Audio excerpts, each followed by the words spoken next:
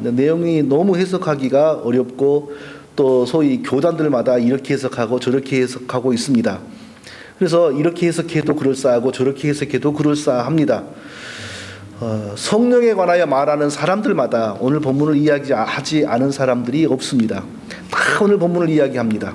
근데 말씀드린 것처럼 참 어려워서 이렇게 말을 해도 그럴싸하고 이렇게 말을 해도 그럴싸합니다. 오늘 우리가 바르게 이해를 하고 이후로는 다시 오해나 혼동이 없어야 되겠습니다. 성도 여러분, 사도행전 2장 오순절 하면 우리에게 자동적으로 떠오르는 말이 있죠. 뭡니까? 성령 강림이라는 단어가 자동적으로 떠오릅니다. 아직까지 그러지 않았다면 오늘 이후로 사도행전 2장 오순절 그러면 성령 강림하고 딱 떠올라야 됩니다. 성령 강림이란 말은 성령이 하늘에서 지상으로 오셨다는 이야기입니다. 아니, 사도행전 2장 오순절에서 성령이 지상으로 오셨다? 그러면 그 이전에는 성령이 지상에 없었단 말인가? 이런 질문이 생길 수 있겠죠. 사도행전 2장 오순절 이전에도 성령은 지상에서 일하셨습니다. 어떻게 알 수 있냐면요, 예를 들면 예수님의 제자들이 예수님의 보내심을 받아서 이스라엘의 여러 거울에 전도를 나간 적이 있습니다. 70인 전도대 이렇게 우리가 말을 하지 않습니까?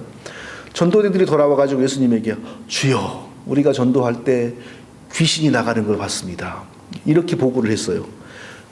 예수님의 제자들이 전도할 때 귀신이 떠나가는 것을 봤다. 이것은 예수님의 제자들과 함께 성령이 함께 같이 일하셨다는 것입니다. 그러니까 귀신이 떠나가는 역사가 벌어지는 거죠. 그러니까 이것을 보면 예수님이 십자가에 아직 달리시기 전에 예수님의 제자들은 구원받았다라는 걸 우리가 알 수 있습니다. 성령이 함께 하심으로 구원받은 하나님 백성이었어요.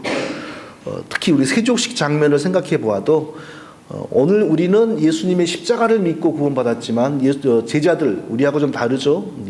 예수님이 십자가에 달리시기 전에 불러서 가르치신 제자들은 십자가에 달리시기 이전에 예수님이 전하신 말씀을 통하여 구원받았다는 걸 알 수 있습니다. 세족식 하실 때 예수님이 허리에 수건을 묶고 제자들의 발을 닦아주려고 하니까 베드로가 어떻게 선생님이 우리의 발을 닦습니까? 그런 수는 없는 겁니다. 난 그렇게는 못하겠습니다. 막 이렇게 말을 했어요. 그때 예수님이 뭐라고 그러셨냐면은 내가 너의 발을 닦아주지 않으면 너는 나와 상관이 없느니라, 이렇게 말씀하셨어요. 나와 상관이 없느니라, 무서운 얘기죠. 예수님과 상관이 없다, 이것은 하나님 백성이 아니라는 얘기거든요. 그러니까 이건 뭐겠어요? 내가 너의 발을 씻겨주지 않으면 너는 나와 상관이 없느니라. 무슨 뜻일까요? 설마 예수님이 일평생 제자들의 때밀이 해주시려고 오셨겠습니까? 그거 아니거든요. 그건 무슨 뜻이겠습니까? 나를 통하여 너희들이 구원의 은혜를 입어야 한다. 사죄의 은혜를 입어야 한다. 그래야만 하나님 백성 되는 것이다. 이렇게 말을 한 거예요. 그랬더니 베드로가 그 말을 듣고 생각이 바뀌어가지고 그러면 발만 씻겨주신 것이 아니라 손도 씻겨주시고 머리도 씻겨주십시오. 또 이랬어요. 그때 예수님이 뭐라 그랬냐면은 그럴 필요는 없다. 너는 이미 목욕을 한 상태다. 온몸이 깨끗해져 있는 상태다. 무슨 뜻이겠어요? 이미 예수 그리스도가 그들의 죄를 깨끗하게 씻었다는 얘기입니다. 그러니까 그들은 예수님의 십자가 이전에 이미 구원받았고 또 그 상태에서 성령이 그들과 함께 동행해 주셨다는 걸 우리가 알 수 있어요. 세족식 얘기가 나왔는데 세족식에 대해서 짧게 제가 좀 한번 드리고 싶은 말이 있습니다. 뭐냐 하면 요즘의 사람들은 세족식을 언제 하냐면요, 아버지 학교, 어머니 학교, 저도 이런 데 가봤습니다만은 사람을 감동시키는데 프로그램으로 써먹어요. 그래서 어머니 학교 같은 데 가면요, 아버지 오라 그래갖고 마지막 날에 어머니들의 발을 닦아주면서 여보, 당신이 집안일 하느라고 이렇게 고생을 했는데 내가 몰라줘서 미안해. 당신이 애들 키우느라고 고생을 했는데 몰라줘서 미안해. 당신이 시댁 식구들 때문에 스트레스가 많았는데 몰라줘서 미안해. 그러면서 발을 닦아주면 세상에 어느 부인이 안 울겠습니까? 다 웁니다. 그냥 막 수건으로 눈물을 닦고 난리 납니다. 그런데 그게 세족식의 용도겠습니까? 세족식은 사람과 사람을 화해시키거나 사람의 딱딱한 마음을 풀어주는 용도로 예수님이 세족식을 한 적이 없습니다.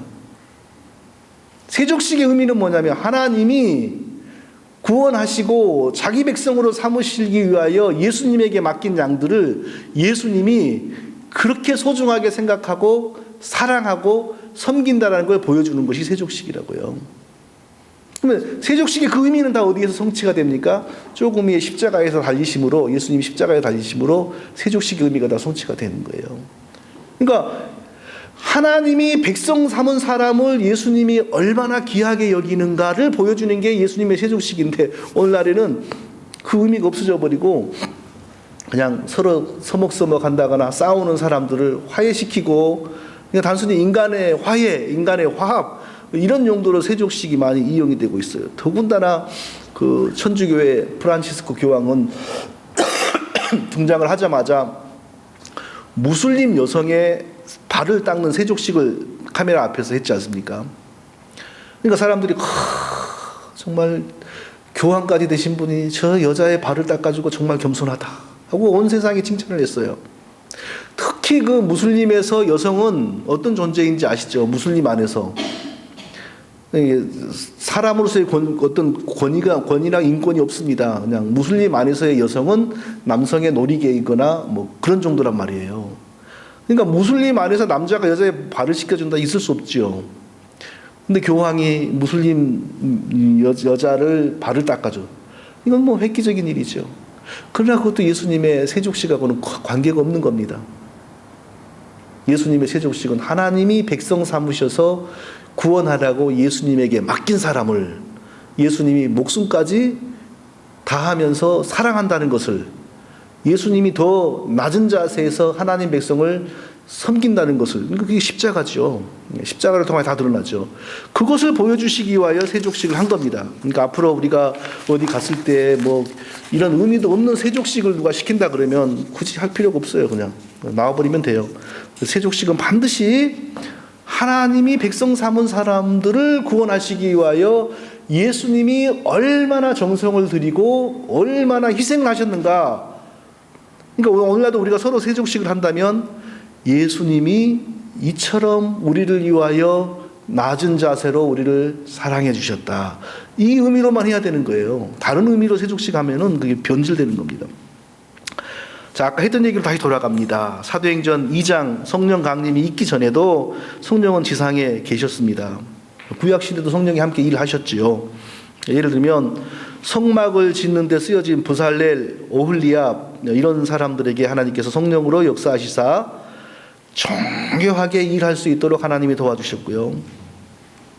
또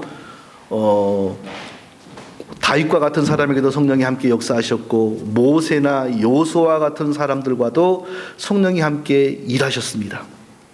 그러면 왜 성령이 이미 구약시대부터 일하고 계셨는데 사도행전 2장의 오순절날 역사하시는 성령을 성령 강림이라고 할까? 이게 정확하게 이걸 이해해야 됩니다. 성령 안에 두 종류의 성령이 있다는 뜻이 아닙니다. 성령은 창세기서부터 하나님 백성들과 함께 일을 하셨지만 사도행전 2장의 오순절날부터 역사하시는 성령은 같은 성령이면서도 역할과 기능과 의미가 완전히 다릅니다. 같은 성령이에요. 삼위일체 하나님, 성부 하나님, 성령 하나님, 성자 하나님, 이 삼위일체 하나님의 성령은 언제나 한 분뿐이죠. 근데 사도행전 2장 오순절부터는 이 성령님이 지상으로 오시는데 그 의미가 이전과는 달라요. 성령이 지상에 오시게 된 가장 근본적인 이유는 예수님이 십자가에서 피 흘리고 우리의 죄를 사하시고 또 부활하시고 그리고 승천하셔서 하나님 앞에 가서 제가 아버지의 뜻대로 하나님 백성들을 위하여 대신 죽고 피 흘리면서 못자국도 보여드렸겠죠. 이게 우리식으로 말하면 창자국도 보여드리고, 그래서 하나님 백성들의 죄를 사하기 위하여 제가 제 몸으로 온전히 제사를 드렸습니다. 그리고 저는 떠나왔는데 지상에 남아있는 제자들이 지금 홀로 외롭습니다. 제가 떠나오고 난 다음에 아버지께서 약속하신 것을, 그러니까 약속하신 것이라고 하는 것은 예수 그리스도를 대신하여 하나님께서 성령을 지상에 보내주신 겁니다. 아버지께서 약속하신 것을 제자들에게 보내어 주십시오. 이렇게 승천하신 예수님이 요청하신 것입니다. 그러니까 예수님이 승천하시기 직전에 제자들에게 어디 가지 말고 예루살렘에 가만히 있으라. 아버지의 약속하신 것을 기다려라. 이렇게 말씀하셨던 거예요. 그러니까 구약시대에도 성령은 하나님 백성들, 특히 제사장들, 다윗과 같은 왕들, 선지자들과 함께 일을 하셨어요. 그런데 구약시대의 성령의 특징이 뭐냐 하면 신약시대의 성령처럼 지금 우리 안에 성령님이 우리의 몸과 마음 안에 들어와서 우리가 죽을 때까지 떠나지 않고 우리 안에 영원히 거하고 계시는 성령님과 같이 일하지 않았고, 구약시대 사람들을 밖에서 성령이 함께 동행하신 거예요. 왜 구약시대 사람들에게는 이 속으로, 몸과 마음속으로 성령이 임재하지 못했을까? 아직 그리스도의 피가 오지를 않아서 죄사함이 없었던 겁니다. 이게 여전히 죄인이에요. 여전히 죄가 있었던 거예요. 그러니까 죄가 있으니까 성령이, 하나님이 구약시대의 사람들의 몸과 마음을 자기의 성전으로 삼을 수가 없었던 겁니다. 자, 그랬었는데 예수님이 십자가에서 자기의 피로 우리의 죄를 다 씻으시고 승천하셔서 하나님께 제가 아버지의 뜻대로 제 몸과 피로 영원한 제사를 드리고 하나님의 백성들이 다 이제 깨끗해졌습니다. 성령을 파송하여 주십시오 라고 요청하자 하나님께서 성령을 약속하신 것을 부어주신 거예요. 그게 바로 사도행전 2장입니다. 그러니까 이전의 성령은 완전한 죄의 용서함을 받지 못한 사람들과 밖에서 동행하는 성령이었는데, 사도행전 2장부터는 죄사함 받은 백성들의 마음과 몸을 자기의 성전으로 삼고 마음속으로 임하시는 성령이란 말이에요. 그러니까 그 차원에서 이전과 그 사도행전 2장 이전의 성령과 이후의 성령은 완전히 같은 성령이지만 역사하시는 의미가 달라진 것입니다. 구약시대에는 성전이 돌로 만들어졌죠. 예루살렘에. 그래갖고 돌로 만들어진 그 성전에 이방인이나 잡상인이 접근하면 나가! 감히 너같이 거룩하지 못한 것이 여기를 어떻게 와! 하고 막 쫓아냈습니다. 근데 예수님이 그 성전 앞에 가가지고 이거 허물어 버려라. 내가 3일 만에 다시 지을 것이다. 이렇게 말씀하지 않았습니까? 그게 무슨 뜻이냐면 이 앞으로는 돌로 만든 성전이 필요 없다는 거예요. 십자가에서 죽으시고 부활하심으로 우리의 죄가 다 사해지고, 그리고 우리의 몸, 제사함 받은 하나님 백성들을 속에 예수의 영 성령이 거하심으로 새로운 성전이 만들어진다. 그 얘기를 예수님이 하신 거예요. 그러니까 사도행전 2장의 성령은 그 이전과 똑같은 분이지만 의미가 어떻게 되냐? 떠나가신 예수님을 대신하기 위하여 오신 분. 그러니까 성령이 오셨는데 예수님을 대신하기 위해서 오셨기 때문에 예수가 온 거라고 그렇게도 표현해요, 성경이. 영어로는 another Jesus. 성령인데 another Jesus 이렇게 표현을 해요. 사도행전 3장을 보면 사도들이 유대인들에게 전도를 합니다. 너희들이 예수 믿고 하나님 백성 되면 하나님이 너희의 죄를 사하고 너희를 구원하고 그리고 너희에게 성령을 부어주실 것이다. 이렇게 전도를 해요. 근데 너희에게 성령을 부어주실 것이다 라는 말을 뭐라고 했냐면은 너희에게 예정하신 예수를 보내리니 이랬어요. 성령 받는다는 말을 바꿔서 뭐라고 표현하냐면 너희에게 예정하신 예수를 보내리니 그래요. 분명히 성령이 오시는데 그 성령이 예수 그리스도를 대신하여 오기 때문에 예수가 오는 걸로 표현을 한단 말이에요. 굉장히 깊은 이건 진리입니다. 그래서 신약시대에는 예수님과 성령님의 기능이 상당히 유사하게 나와요. 자, 정리합니다. 구약시대도 성령님은 일하셨습니다. 그런데 하나님 백성들의 마음속에 들어가지 않았습니다. 몸속에 들어가지 않았습니다. 왜냐하면 아직 죄사함이 없었기 때문입니다. 그러나 예수님의 십자가가 있고 나서 성령님은 어떻게 역사하시냐? 십자가의 피로 죄사함 받은 백성들의 몸과 마음 속으로 들어가서 임하십니다. 이게 바로 성령 세례지요. 이게 언제부터 시작이 되냐? 사도행전 2장 오순절부터 시작이 됩니다. 그러니까 사도행전 2장 오순절이 기독교 역사상의 가장 중요한 분기점입니다. 그 이전과 그 이후가 달라요. 굉장히 달라요. 그러니까 우리가 사도행전 2장이 무슨 일이 있었냐 이건 잘 이해를 해야 돼요. 다시 요약하자면 사도행전 2장 오순절에서 무슨 일이 있었냐?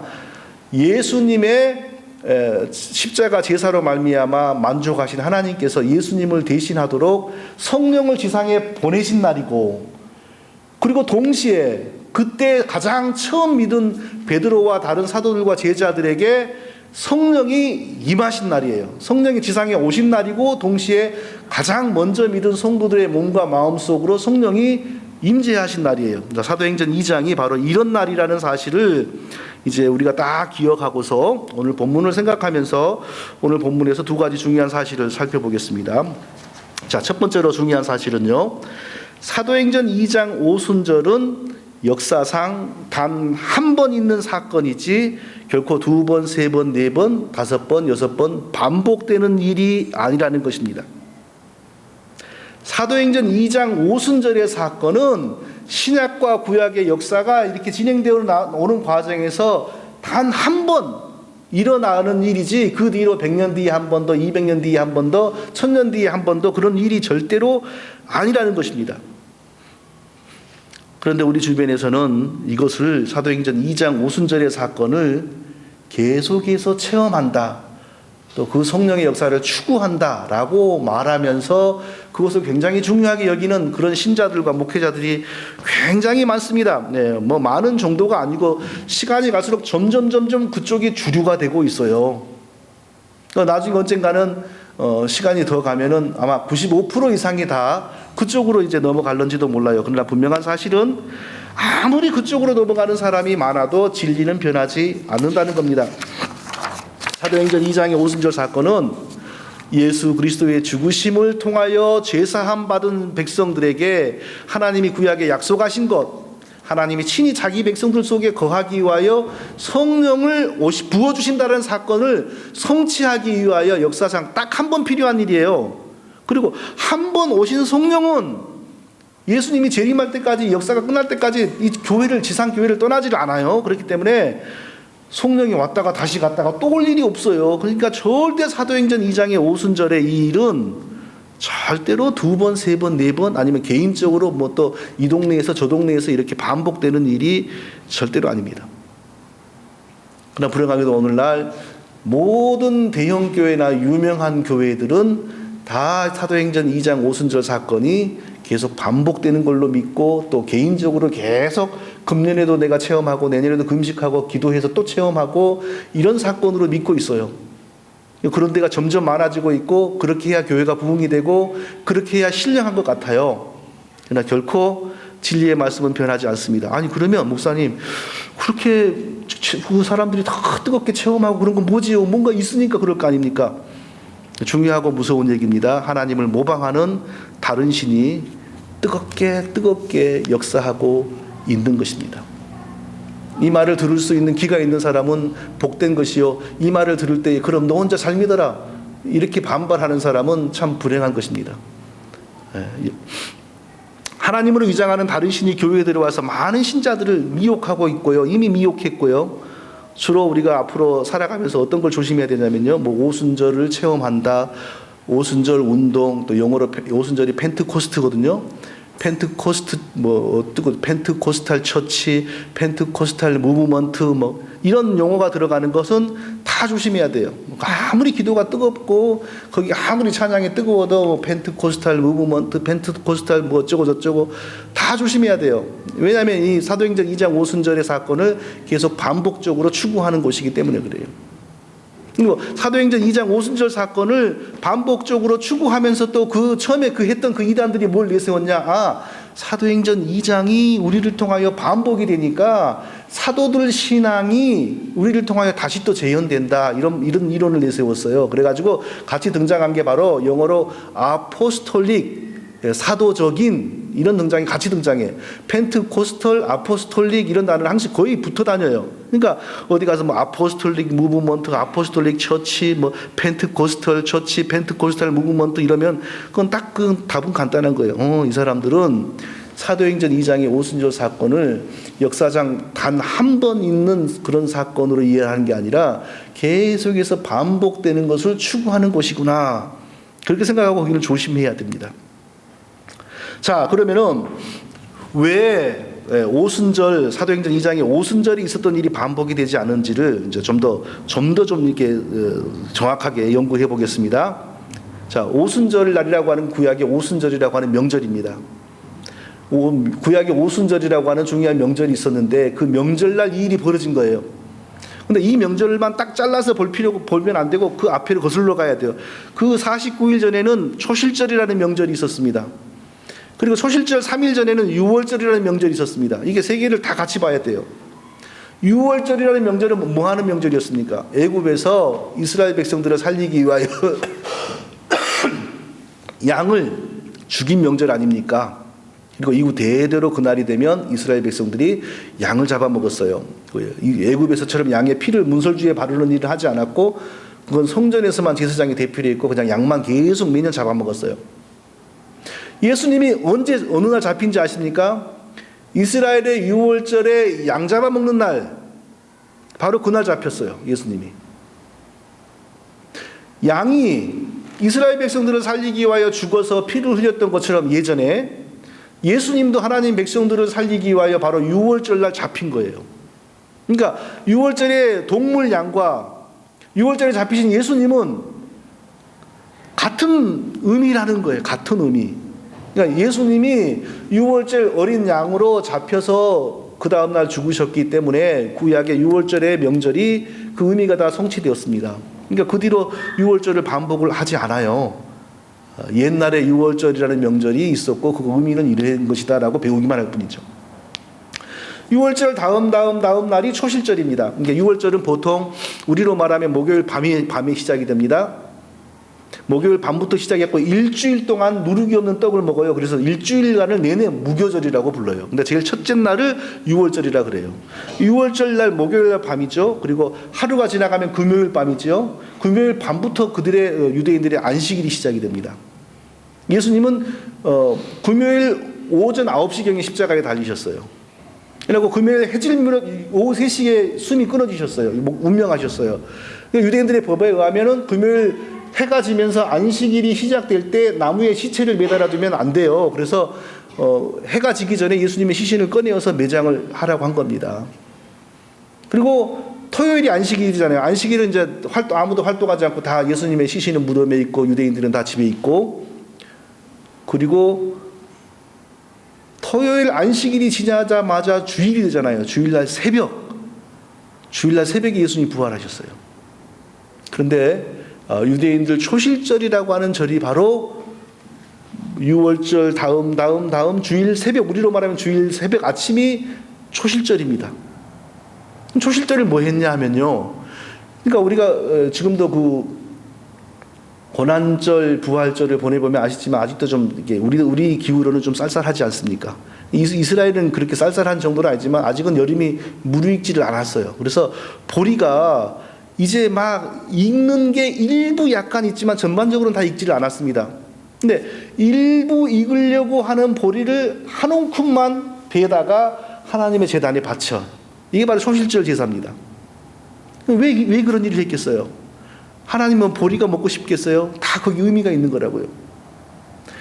많은 것 중에서, 많은 보리 추수할 것 중에서 가장 첫 번째로 익은 보리 한 단, 뭘 의미하겠어요? 장차 일어날 많은 사람들의 부활을 대표하는 가장 첫 번째 부활, 예수 그리스도의 부활을 의미하는 거라고요. 예수 그리스도가 죽으시고 바로 그날 새벽에 부활하셨거든요.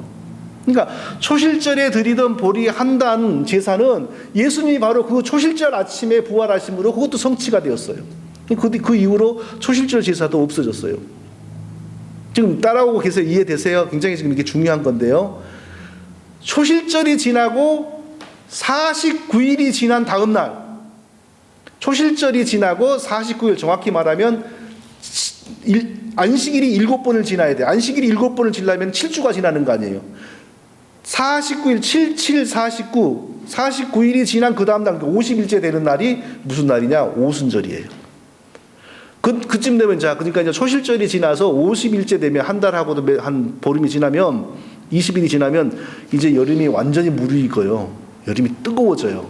그럼 어떻게 되냐? 들판이 노랗게 익고 이스라엘의 보리가 다 익어요. 그때. 보리가 다 익으니까 우리 한국에 지금 보리 농사가 없어진 지 한 30년 된 것 같아요. 그때 한여름에 보리 추수를 하거든요. 하나님께서 보리 추수가 이제 본격적으로 시작할 때 하루를 정하여 감사 제사 드려라. 즉 그렇기 때문에 한 20년 전까지만 하더라도 한국교회에 맥주감사절 이렇게 있었어요. 추수감사절은 가을이고 맥주감사절은 여름이었어요. 근데 지금은 다 없어져 버렸어요. 이제 보리 농사를 안 지으니까. 본격적으로 보리 추수를 하기 시작할 때 하나님이 오순절이라는 딱 하루를 구별해 가지고 제사를 드리라고 했는데, 오순절의 의미는 뭐냐? 아, 이제 보리 농사가 이제는 완전히 다 물이 익었다. 이제 추수, 어마어마하게 추수할 일만 남았다. 이거거든요. 근데 그 오순절날 성령이 지상에 오셨어요. 무슨 의미겠어요? 구약에서 오순절은 단순히 보리 농사를 이제 막 대량으로 추수한다 이 뜻이었어요. 근데 그걸 하나님이 그리스도 안에서 어떻게 성취했냐? 예수 그리스도의 죽으심과 부활이 완성되었기 때문에 그 죽으심과 부활에 근거하여 하나님이 성령을 지상에 보내시는 거예요. 성령을 받아야만 우리가 하나님 백성 되잖아요. 성령을 받아야만 구원받잖아요. 그러니까 드디어 그리스도의 복음으로 본격적으로 추수되는 구원받는 사람들이 대량으로 막 생산되기를 시작한다는 겁니다. 오순절이. 그러니까 그 구약의 오순절날 성령을 보냈다는 게 바로 다 그 맥락이 있는 거예요. 그러니까 이렇게 딱 되고 나니까 유월절도 필요 없어요. 그리스도 안에서 다 의미가 성취되었어요. 초실절도 필요가 없어요. 오순절도 필요가 없어요. 근데 사람들이 저쪽 사람들이 그 주장하는 게 뭐냐? 유월절은 더 이상 지키지 않으면서, 초실절은 더 이상 지키지 않으면서 오순절은 개인적으로 계속 반복이 된다. 이걸 주장하는 거예요, 지금. 그러면서 이상한 성령 체험 얘기하고, 이상한 랄랄랄랄랄 막 하는 거 얘기하고, 쓰러지는 걸 얘기하고, 이게 다 성령 강림이라 이거예요. 말이 절대 되지 않은 겁니다, 이게.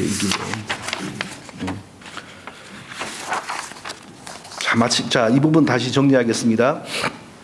사도행전 2장 오순절은 역사상 단 한 번 있는 일입니다. 예수 그리스도의 죽으심과 부활로 말미암아 우리에게 성령이 오실 준비가 이제 끝난 거예요. 그래서 우리 속으로 들어오실 성령의 역사가 시작되는 날이에요. 하늘에 거하시던 삼위일체 하나님 중에서 성령이 지상으로 이제 본격적으로 오신 날이고, 그리고 동시에 처음 우리보다 앞서서 믿은 베드로와 다른 사도들과 제자들에게 성령이 막 들어오기를 시작한 날이에요. 들어온다. 제 표현이에요. 정확히 말하면 임재한다. 이겁니다. 이게 분명하게 맞는 거예요. 절대 앞으로 여기서 혼동하면 안 돼요. 근데 많은 사람들이 어떻게 지금 미혹을 받냐면요. 저처럼 가리키는 교회는 기도가 뜨겁지도 않고 신이 나지도 않는다 이거예요. 근데 저렇게 가리키는 데 가면 신이 나고 뭔가 느껴지는 게 있고 좋다 이거예요. 그러니까 저쪽에 가서 은혜를 받고 이쪽에 와서 말씀을 배우면 좋은 거 아니냐 이렇게 말을 해요. 굉장히 위험한 거예요. 저쪽에 가서 은혜를 받으면, 은혜를 받는다는 말 자체가 틀린 거잖아요. 옳지 않은 걸 받는 게 무슨 은혜겠어요. 저쪽에 가서 은혜를 받는 순간 이미 거짓 영이 들어와 버리는 거예요. 거짓 영이 들어와 버리면 결코 바른 말씀을 따라갈 수가 없어요. 이해되세요? 그때부터는 이제 거짓 영의 종교 세계가 계속 전개되기 시작하는 거예요. 그 상태에서도 얼마든지 주일 성수가 가능하고요. 성경 일독도 가능하고요. 단기 선교도 가능하고요. 뭐든지 다 해요. 사단은 그렇게 멍청하지 않아요. 남들이 보기에 정말 예수님 잘 믿는 것처럼 계속 시스템을 만들어요. 그러나 들어있는 영이, 그런 사람들 속에 들어있는 영이 참된 성령이 아니기 때문에 결코 하나님을 바르게 섬기거나 하나님을 기뻐하시게 하는 신앙생활이 되지를 않아요. 그런 쪽에 있는 유명한 목회자들과 지도자들의 인생을 조사하면 한동안은 멋있죠. 그러나 끝에 가면은 반드시 몰락해요. 그게 열매입니다. 우리는 결코 오순절이 자꾸 반복된다거나 오순절의 그 성령 운동을 추구한다거나 이런 데하고는 거리를 멀리 둬야 됩니다. 자, 두 번째로 오늘 본문에서 우리가 발견해야 될 또 중요한 사실은요. 자, 오늘 성령이 강림하시는 날, 사도행전 2장 오순절 날 어떤 일이 벌어졌습니까? 하늘로부터 강한 바람 소리가 들렸어요. 막 태풍 소리가 들렸단 말이에요. 그리고 불의 혀같이 막 성령이 눈으로 보기에 불의 혀처럼 막 이게 어떻게 되는지 정확히 설명하지만 막 마치 불이 혀가 낼름거리는 모습이 있지 않습니까? 불이 짝짝 막 장작불이 탈 때에 눈으로 보이는 거예요. 막 불처럼 성령이 막 이렇게 역사하는 게 보이는 거예요. 태풍 소리와 같고 사람이 보기에 불이 그냥 낼름낼름 하듯이 나타나는 이런 현상, 이게 뭐였을까요? 하나님이 피조 세계로 들어올 때, 임하실 때 나타나는 현상입니다. 구약 성경에도 보면 하나님이 모세를 중보자로 세우고 시내산에 강림하셔가지고 이스라엘 백성들과 언약을 맺을 때 하나님이 시내산으로 강림하니까 시내산이 흔들흔들해버리고요, 막 천둥 소리가 들리고요. 그래갖고 이스라엘 백성들이 하나님 왔다고 좋아하는 게 아니고, 하나님 오셨다고 좋아하는 게 아니고 두려워가지고 고개 숙이고 얼굴도 못 들었어요. 그래서 어떻게 되냐면, 하나님 너무 무서워서 우리가 뭐 하나님 못 만나겠으니까 앞으로는 이렇게 하고 우리에게 찾아오지 마시고 우리 중에 한 사람만 불러서 말씀하십시오. 그리고 그가 돌아와서 우리에게 말해주면 우리가 다 듣겠습니다. 이래 가지고 이스라엘의 선지자 제도가 시작이 된 거예요. 그러니까 하나님이 피조 세계에 강림하시면 피조 세계가 흔들린단 말이에요. 감당을 못해요, 창조주를. 사도행전 2장에서도 바로 막 성령이 강림하시는 날 위에서 태풍 같은 소리가 들리고 밑에서는, 밑인지 중간인지 위인지는 모르겠지만 불의 혀처럼 막 갈라지는 게 보이면서 성령이 임하신 건 뭐냐 하면요, 성령 하나님도 성부 하나님과 본질적으로 같은 분이고 성자 하나님과 실질적으로 같은 분입니다. 그러니까 하나님이 자기 백성들 가운데 뭐 형용할 수 없는 놀라운 방식으로 임하시는 특별한 취임식이라고 할까요? 특별한 세레머니라고 할까요? 그런 것입니다. 그리고 이날 성령님이 지상으로 이렇게 강림하시는 날이었기 때문에 이런 일은 단 한 번 있었고 역사상 2번, 3번 반복되지를 않았습니다. 이후 역사가 뭐 그 다음에는 어느 나라에서 놀라운 부흥이 있었고 그 다음에는 어느 나라에서 놀라운 부흥이 있었고 뭐 부흥운동이 있었죠. 그러나 그 어떤 부흥운동에서도 성령의 역사가 있을 때 하늘에서 태풍 소리가 들렸다거나 막 땅에서 불이 혀처럼 날름거렸다거나 이런 현상을 동반한 성령의 역사는 한 번도 없었습니다. 왜 그러겠습니까? 그런 일은 성령 하나님이 지상의 자기 백성들 가운데 강림하시는 특별한 취임식 때 있었던 일이지 일반적인 성령의 역사가 아니었단 말이에요. 그러니까 결코 어떤 거짓 선생들이 제가 기도하다가 산에서 기도하다가 성령을 받았는데 막 하면서 이게 이런 비슷한 얘기를 해요. 전부 요즘 한국말로 구라입니다. 그거요. 다 사기입니다. 사도행전 2장의 방식으로 성령이 강림하신 적 한 번도 없습니다.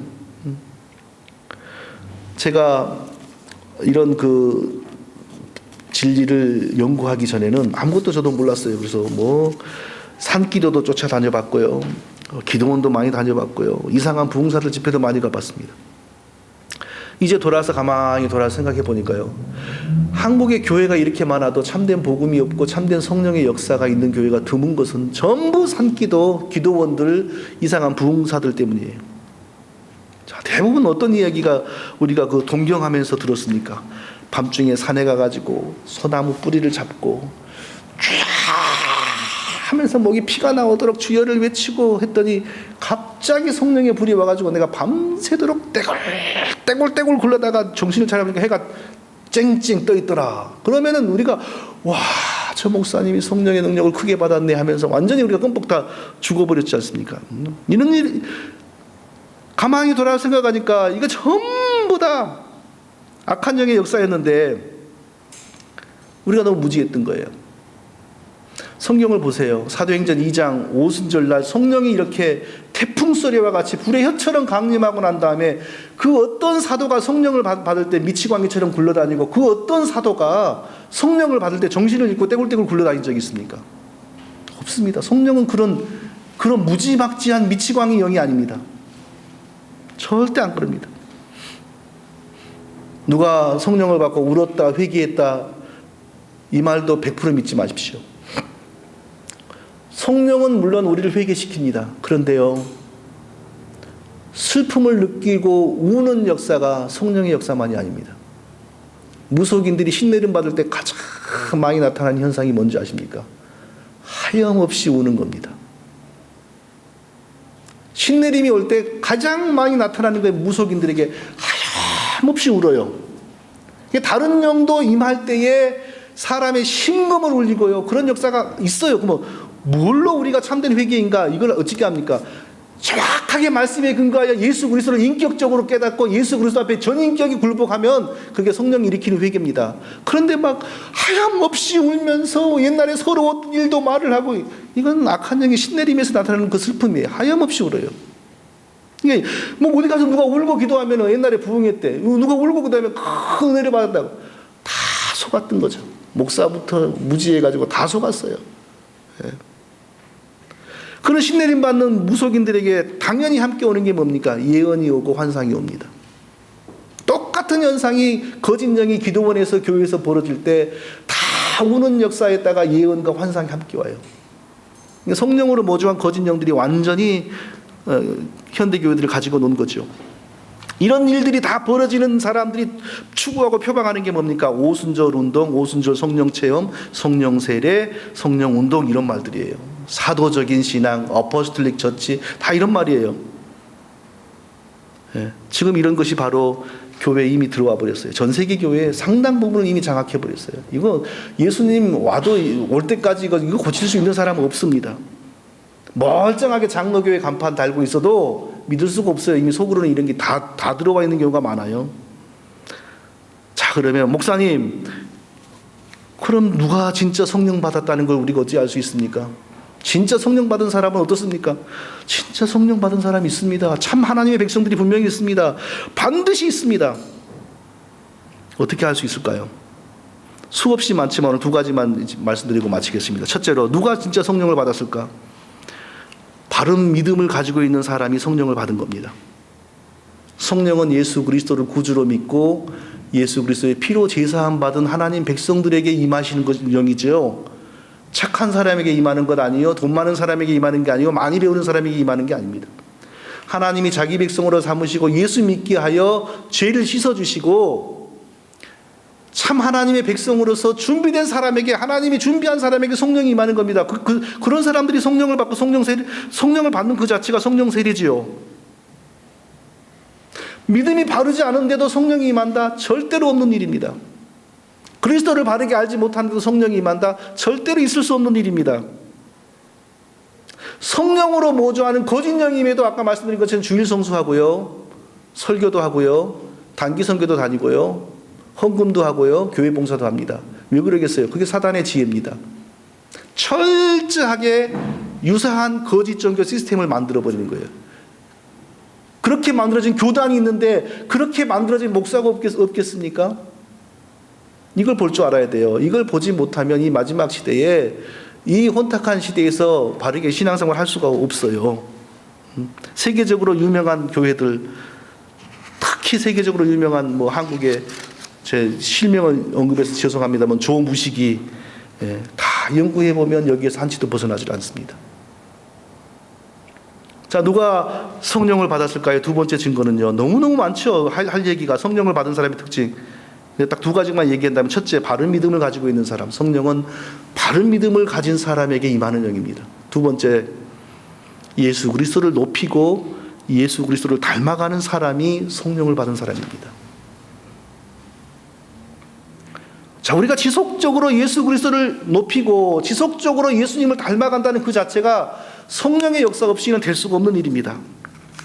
사람의 힘으로는 할 수가 없어요. 예수님이 지상을 떠나갈 때 내가 떠나가면 너희에게 다른 보혜사, 보혜사라는 용어는 자기 백성들과 친히 함께하는 하나님을 의미하는 단어입니다. 하나님이 자기 백성과 친히 함께할 때 보혜사입니다. 그러니까 육신의 예수님이 제자들과 함께 있을 때 보혜사였죠. 첫 번째 보혜사였죠. 예수님이 이제 승천하시니까 제자들이 떨어지잖아요. 그러니까 이 제자들을 돌보기 위하여 성령을 보내요. 근데 그 두 번째 오시는 그 성령을 예수님이 보혜사라고 그랬어요. 내가 다른 보혜사를 너희에게 보내리니. 근데 다른 보혜사의 특징을 얘기해 주는데 전부 다 그거 뭐냐? 예수님이 하시던 일이에요. 예수님과 관계된 거예요. 저가 나를 높일 것이요, 저가 나에게 영광을 돌릴 것이요, 저가 너희를 나의 진리로 인도할 것이요. 그러니까 예수님을 대신하여 오시는 성령이 오시면 반드시 하시는 일이 뭐냐? 반드시 성령 받은 그 사람을, 하나님 백성을 예수님 닮게 만들고 예수님 높이게 만들어요. 특히 예수님의 특징이 한두 가지가 아니지만 그중에 우리가 하나를 딱 저보고 얘기하라고 한다면, 예수님은 자기 백성들, 교회를 위해서 자기 목숨을 버리신 분입니다. 성령 받은 사람은요, 절대 교회를 해치지 않습니다. 할렐루야. 성령 받은 사람은 절대 교회를 힘들게 하지 않습니다. 물론 성령 받은 사람은 거짓 교회를 해칩니다. 이건 진리입니다. 거짓 영을 받은 사람은 참된 교회를 해칩니다. 그러나 거짓 교회에 힘을 싣고 헌금을 합니다. 이게 진리입니다.